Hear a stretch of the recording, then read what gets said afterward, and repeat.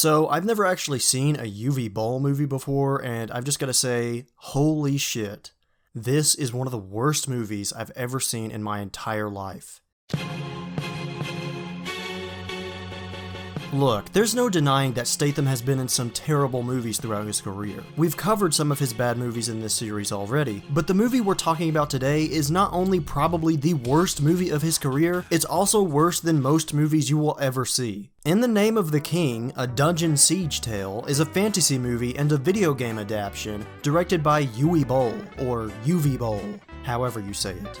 Boll is someone who is well known as one of the worst directors ever. He's made other video game adaptations like House of the Dead and Alone in the Dark, which have all been universally panned by both critics and audiences. But what makes In the Name of the King different is that it actually has a way bigger budget than those movies. This movie had a budget of $60 million and not only starred Jason Statham but also Burt Reynolds, Ron Perlman, and several other actors you may know from movies like Scream and Lord of the Rings. But of course none of that matters because it's directed by someone who is incapable of making anything that comes close to being watchable. In the Name of the King is about Jason Statham, who plays a farmer and who has a very creative name. I think this name is really going to impress you and really blow your mind. Just listen to this. Farmer, you're not seriously considering this, are you? I'm with you, Farmer.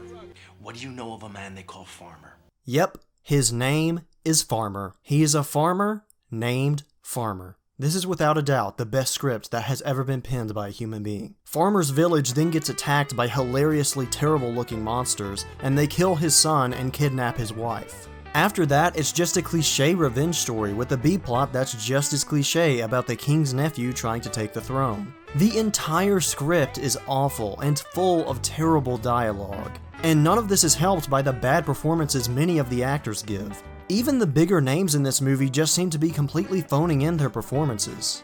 Burt Reynolds is essentially sleepwalking through the movie, and Ron Perlman so clearly does not give a shit about any of this that it appears that in some scenes he doesn't even bother to fully remember his terrible lines. You know what people say. There are things in Sedgwick Forest. Then there's Matthew Lillard, who you probably know from Scream and Scooby-Doo, who uses the movie as an opportunity to give the most over-the-top and hilarious performance he has ever given. I cannot wait any longer! You've poisoned me! You've killed me! Don't be so melodramatic. No! You really can't blame any of these actors for not trying. The movie looks so cheap and amateur, and I'm sure the unprofessional atmosphere was clear the very moment they stepped on set. This movie also has some of the worst editing that I have ever seen in a big budget movie. There are so many examples I could show because the movie is just rife with them, but here's a really good one. For generations of peace and tranquility. I detect the hand of Galleon in this. Why his Commander Teresh? The way it cuts between these two scenes is just so jarring and confusing, and it does it several times. Then there's stuff like this. Savage armed thrug. They fight with swords. And I'm not even sure what they were going for here. It's just terrible. Another thing that really bothered me is that there are scenes where the dramatic score just doesn't match the tone of the scene at all. Like when Statham buries his son and the movie just gets dramatic for no reason. The tone of the music doesn't even seem appropriate for the context of this scene. This is supposed to be a sad scene. What the hell is this music? But probably my least favorite part of this entire experience was a giant battle that happens in the middle of the movie. It's just awful. The entire scene feels so cheap with its terrible choreography and B-rate props and costumes. On top of all that, it gets boring after a few minutes because so much of it is just random shots of people fighting. There's no dramatic tension, there's no story or narrative going on within the battle, it's just random chaos that lasts for a good 15 minutes. It feels like it takes an eternity for this scene to be over. At the end of the day, In the Name of the King is just a cheap knockoff of Lord of the Rings. It came out in 2007 when fantasy movies were still big in Hollywood, and this is probably the worst one that came out during that time. Also, I was not being hyperbolic by calling this a knockoff of Lord of the Rings. The monsters in the movie are basically low-budget orcs, there are entire sets that look stolen from Lord of the Rings, and there's even a scene that's basically the same as the Battle of Helm's Deep. And after doing a quick Google search, I am 100% sure that almost nothing about this movie has anything to do with the games it's based on. I could honestly make an hour-long video going through this entire movie and pointing out everything wrong with it, but that would be just as tedious and dull as watching the movie itself, so I'm not going to do that. Instead, I want to talk about the reason I'm covering this movie in the first place.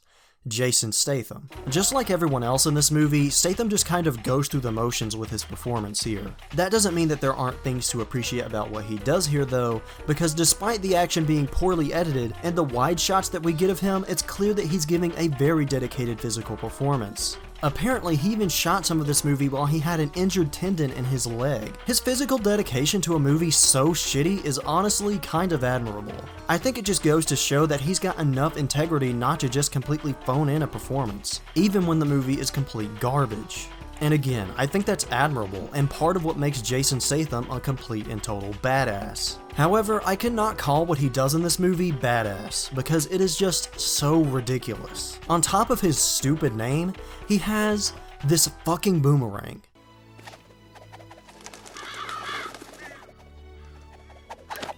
The way he uses this thing is hilarious. It's like Captain America's shield or something. He just throws it at an enemy and it bounces off of them and comes back to him, which is not how boomerangs work at all. Even disregarding the boomerang, some of the battles in this movie just make him look ridiculous. The final battle especially just makes him look silly. However, the worst thing about Jason Statham in this movie is that he's even in the movie at all. While I like him as an actor and I have never disliked a performance that he's given, he was completely miscast in this movie.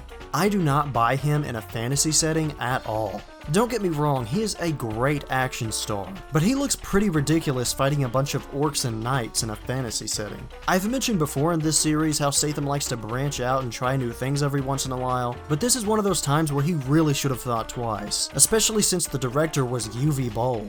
This is, without a doubt, the very worst Jason Statham movie. The current worst movie in the ranking, Transporter 3, is terrible, but even it has some cool moments and certain elements to it that I like. In the end, it does have a few redeeming qualities to keep it from being complete dog shit. In the Name of the King has no redeeming qualities at all. It is cheap and terrible in every conceivable way. It is legitimately one of the worst movies I have ever seen in my entire life. By the end of the movie, I felt like I was losing my mind because I was just hysterically laughing at everything that happened. But not because I enjoyed it in an ironic sense, but because I just couldn't believe how bad it was. Outside of reviewing Statham movies for this series on YouTube, I've also seen Jason Statham in the movie Death Race, and I originally thought that was the worst Jason Statham movie. But Death Race does not even touch how bad In the Name of the King is. This definitely belongs at the very bottom of my Statham Mayhem ranking, and I don't expect anything to beat it. I heard a number of people saying that this isn't even Boll's worst movie, and if that's the case, I am never watching any of his other movies, because making it through this one was a chore. I'm Randall the Vandal, thank you for watching, and do not watch In the Name of the King. I'm curious about you, farmer. I sense danger in you. I can't read you. I can read most men, like reading scrolls of flesh. But you? The garbage collector? You got bad information. I never collected garbage. I disposed of it.